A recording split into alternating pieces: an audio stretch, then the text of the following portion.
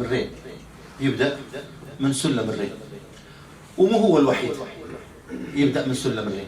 عندنا غير مقامات أيضا تبدأ من سلم الري، مثل ما قلنا البيات والصبا والحجاز والكرد، 4 مقامات تستقر أو تبدأ من سلم الري. فمن راح تبدأ أو من تدخل، إحنا شنو مهمتنا أنه نقرأ السلم الموسيقي ونجي نجيب المفتاح ونطبق، هل يدخل أو يستقر أو ينفع هذا المفتاح مع هذا السلم. يعني أدخل من المفتاح من السلم على المفتاح بالضبط بدون أي نشاز.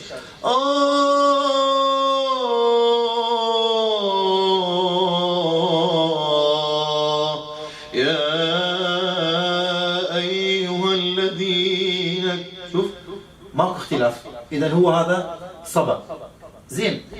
لو دخلت من مقام إلى مقام آخر وما يصبح عندي نشاز، كيف راح أكتشف؟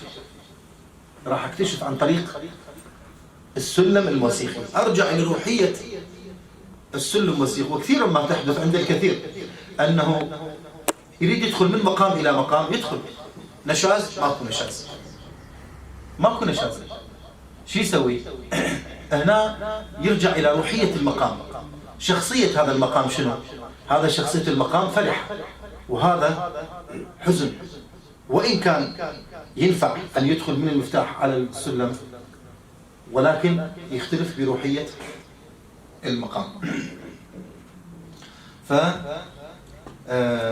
راح نشوف هسه، راح أدخلكم من مقام على مقام على مقام بدون أن تحس بنشاز. بسم الله الرحمن الرحيم. الحمد لله رب العالمين، الرحمن الرحيم، مالك يوم الدين، إياك نعبد وإياك نستعين، اهدنا الصراط المستقيم، صراط الذين أنعمت عليهم غير المغضوب عليهم ولا الضالين.